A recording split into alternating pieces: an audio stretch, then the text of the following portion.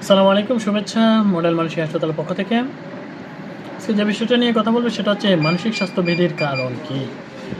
এগুলোর আমি যদি ৪ টা কারণ আপনাদেরকে আজকে বা ৫ টা কারণ যদি আপনাকে বিশ্লেষণ করে বলি। ১ নম্বর হচ্ছে যদি আমরা জৈবিক কারণ বা জেনেটিক কজ যদি বলি, এটা হচ্ছে জেনেটিক, মস্তিষ্কের রসায়ন এবং হরমোনের ভারসাম্যহীনতা আর ব্যক্তিদের মানসিক স্বাস্থ্যের অবস্থার যে প্রবণতা দেখা দিতে পারে।